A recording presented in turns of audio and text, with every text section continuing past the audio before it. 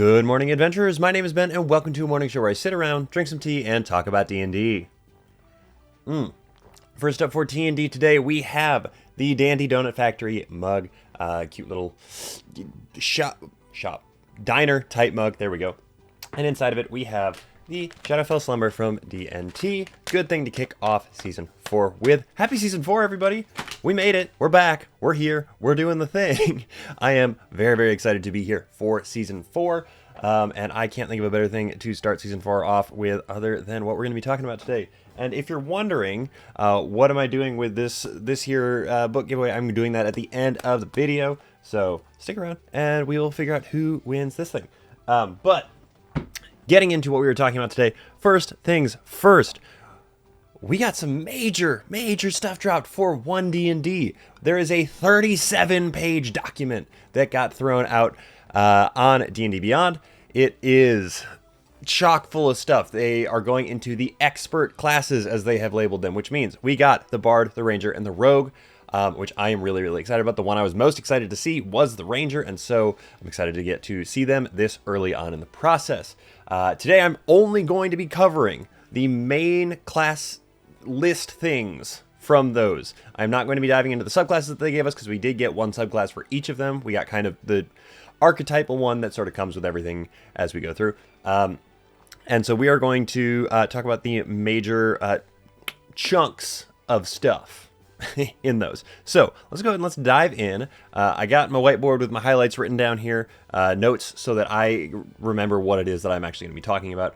And we are going to go ahead and we're going to get to it. So first and foremost, the thing that stuck out to me the most when I read this thing for the first time is the fact that they have actually kind of shifted the way that power progression is working with this set of classes. Now, they had originally said that everything was going to be backwards compatible with what we had already.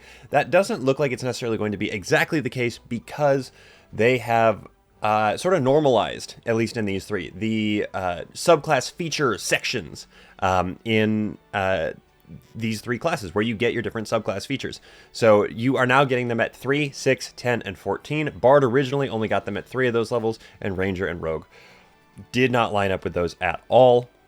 So they have sort of shifted everything around to work with that specifically. So it looks like we might not actually be able to retroactively use some of those, or retroactively, forward, whatever. We won't be able to use some of those subclasses that we have come to know and love. We're going to have to wait for them to re-release them again in different format for One D&D. But that is the thing that really sort of like stuck out to me as like a big, like major bells going off kind of thing initially.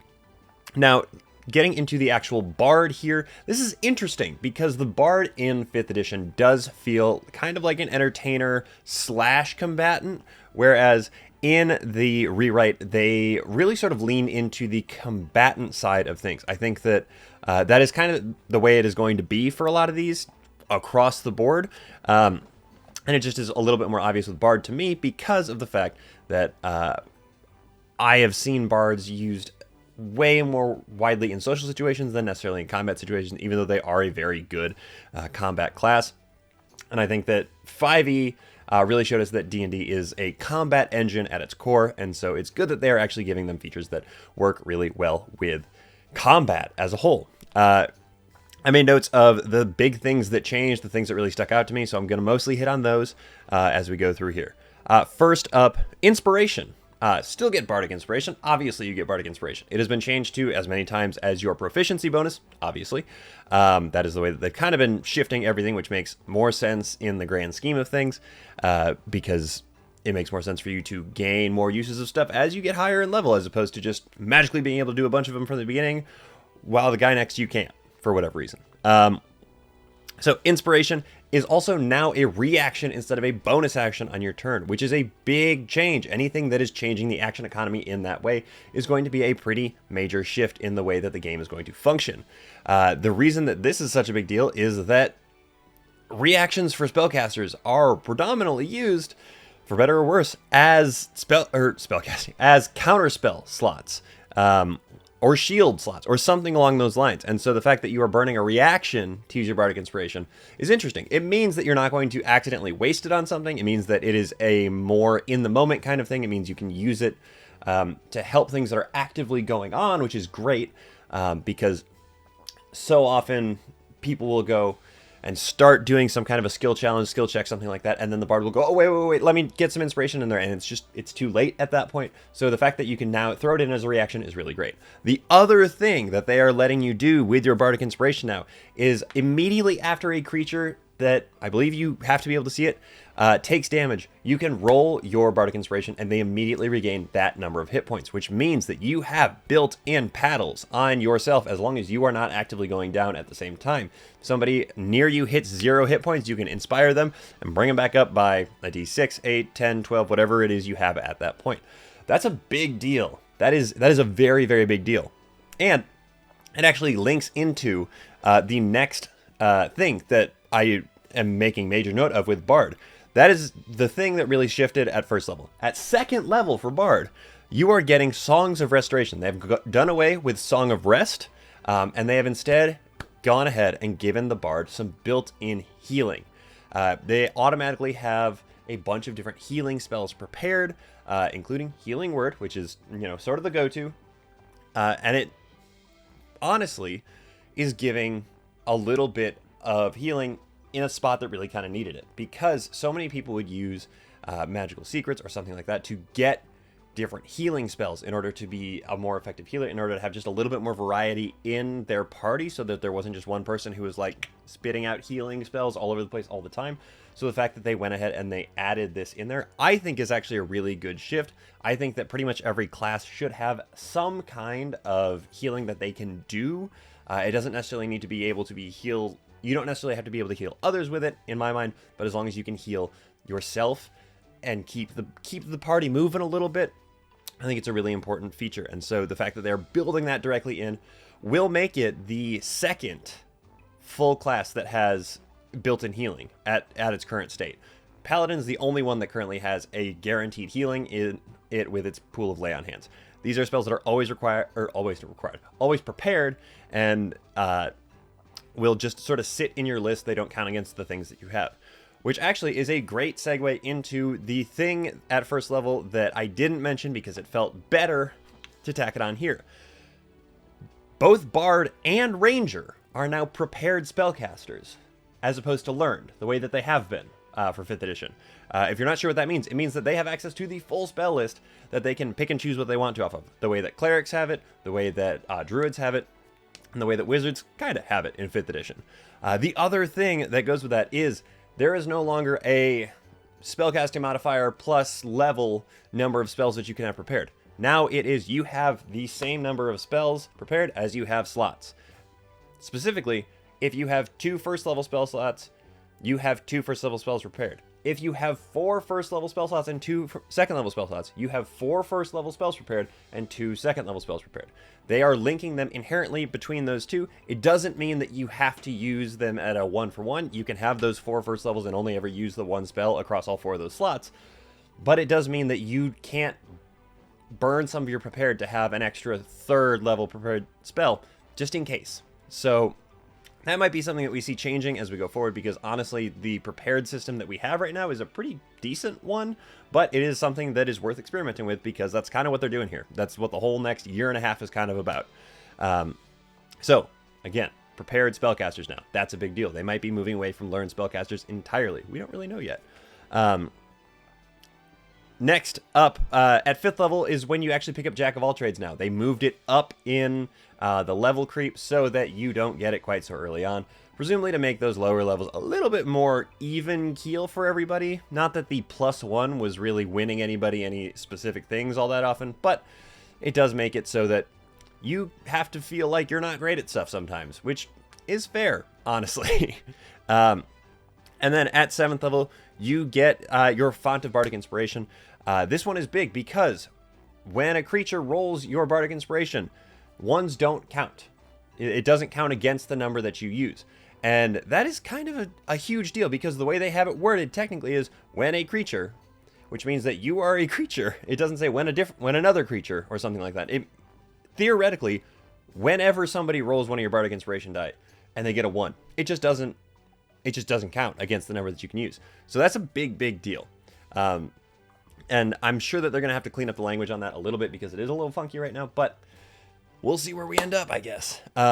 So those are the major changes to Bard really all around that I think are worth noting. The only other thing that is worth noting across the board here, but we're starting with Bard, is that they took the 20th level features that everybody had and they knocked them down to level 18 so that the 20th level could be used specifically for an epic boon or feat or something like that. So that is a change that they're making across the board with these things. We'll see if it sticks around. Who knows? But that brings us to the end of Bard. Next up is Ranger, which is the one that I was so excited to see. I'm really, really excited about it. They did a really good job on this redesign, in my opinion. I am excited about this one. So first things first. Favorite enemy is finally what it actually should be. Favorite enemy is literally just that you get Hunter's Mark that you can use without spending a spell slot, and you don't have to concentrate on it. That's everything it is. That's all Hunter. That is all favorite enemy is now. You don't have all this weird stuff about, oh, I'm good with aberrations and oozes for some reason. It's just that enemy right there. That is the one I'm going to focus on. And that's really what it should have been from the start. So I'm really glad that they went that direction with it because I think that is a really great move. You might disagree with me. I think it's a solid move because it's what was going to be doing, or what was going to be happening anyway. And it frees up Ranger concentration for so much other stuff. Because quite frankly, if you are locked into using your concentration for Hunter's Mark, that's not exciting. It's just not. Skipping down a little ways, you get things like subclass, extra attack, feat, that kind of thing. At 7th level, you get roving, which is... I'm going to talk about pretty much every Ranger feature here, just so you know, because they updated it almost entirely. Roving, you get an extra 10 feet of walking speed. You also gain a climbing speed and swimming speed equal to that speed.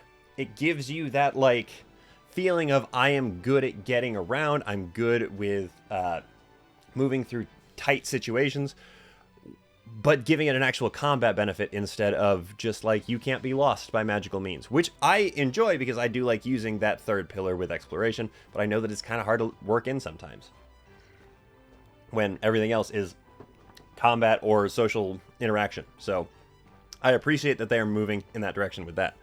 At 11th level, you get Tireless, which is great because at the end of a short rest and a long rest, you get 1d8 plus your proficiency bonus temporary hit points just automatically. They just pop into your body. That's really good.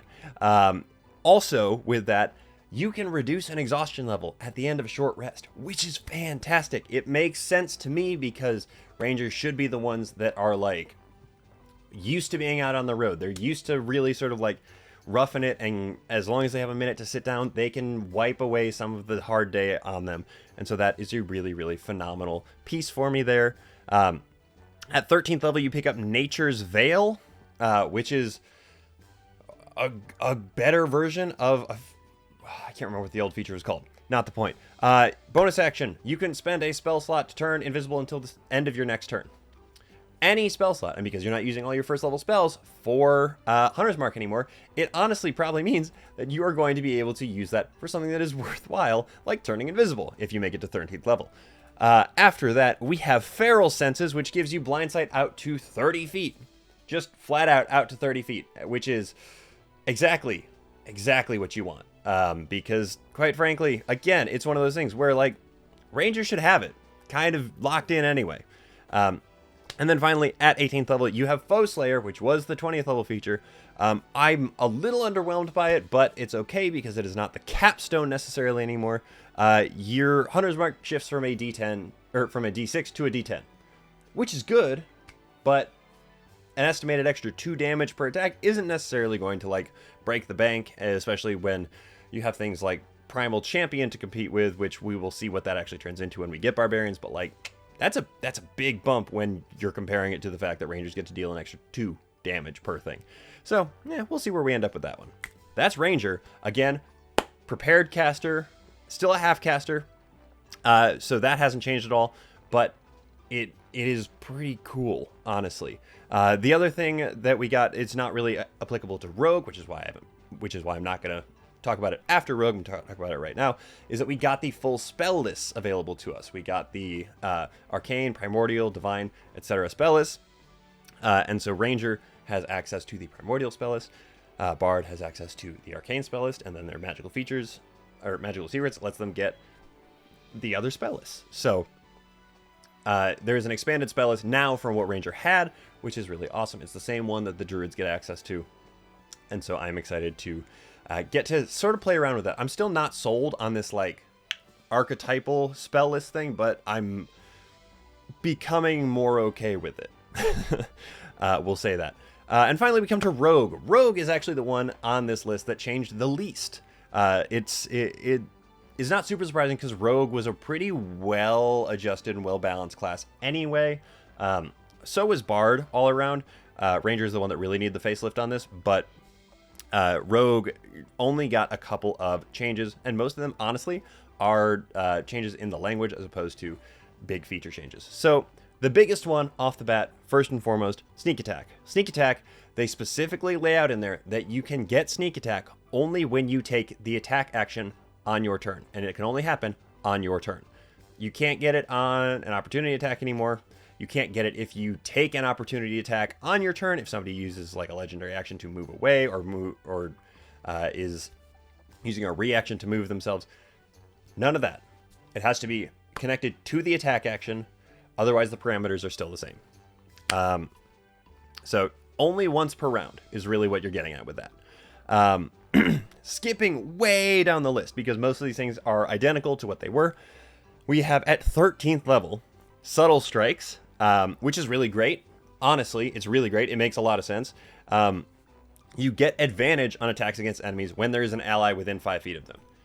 It just takes the two sneak attack things and puts them together, which is really great. Honestly, it should have been there before. I'm glad that it is there now. Slippery Mind at 15th level now gives you proficiency in charisma saving throws in addition to wisdom saving throws. So Slippery Mind gives you a full blanket of the mental saves. And finally, at 18th level, Stroke of Luck. When you fail any d20 test, you can turn it into a 20, which makes me think, honestly, it makes me think that you can just choose to get a natural 20 on things, because that is kind of the way that it's framed up. That is sort of the way that the language reads to me. Let me know what you think, because it's not super clear. They'll have to clean it up if they decide to go with that, but right now it looks like you can just decide to have a natural 20, again, once per long rest, etc. But that's a pretty potent thing if that is the case, especially when you're comparing it to jumping from a d6 to a d10 on a die that you're rolling. So that brings us to the bottom of the list for our classes that we got in this one. These are the experts. I guess the thing that I forgot to mention in Ranger is that they get expertise now, which is cool, but it makes sense, sort of looped in with everything. Presumably these guys are called the experts because they are the 3 classes that get expertise, and everybody else will have other stuff. But this is a really, really promising document that has come out. I'm really excited about the prospect of it, but we will see where we actually end up with it at the end of the day. So, before we get to the book, we are going to go ahead and first we are going to run through the shows that we have today. And, well, actually, it's just today. It's just today because we're back to every single day now. So, today, Monday, we have, in no particular order, The Paper Dungeon, Chromatic Dice, Beyond the Realms, Unprepared Casters, Greetings Adventurers, Bards of New York, Hapless Heroes, Iron Adventures, Cast Party, Three Black Halflings, Hello from the Magic Tavern, King Leo D&D, Anti-Heroes Anonymous, The Tabletop Tavern, Top Throne, and League of Lady Adventurers. Please go check them out. Let them know that I'm the one that sent you, because again, somebody's going to say something. Because again, someday somebody's going to say something to me about it. I'm going to think that it's hysterical, but until then, I'm just going to keep asking you guys to do it. So, getting to the book here.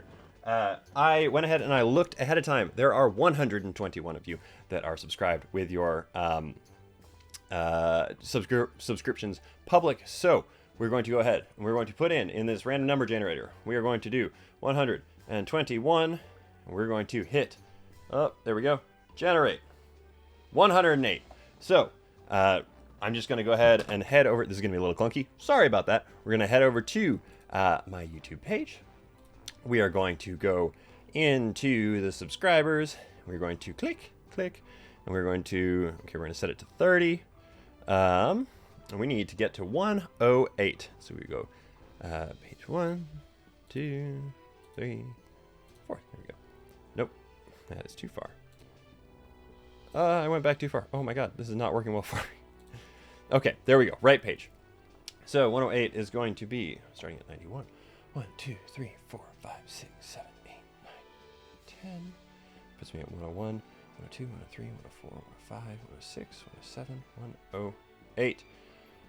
Okay, that means that the winner of the giveaway for this book to celebrate 1 year of Good Morning Adventures is Zirkle Explains. Zirkle Explains? I don't know how to pronounce it. But thank you so much for subscribing. Thank you so much for supporting the show. I am going to figure out how to get in contact with you. If you are watching this, please be watching this first off.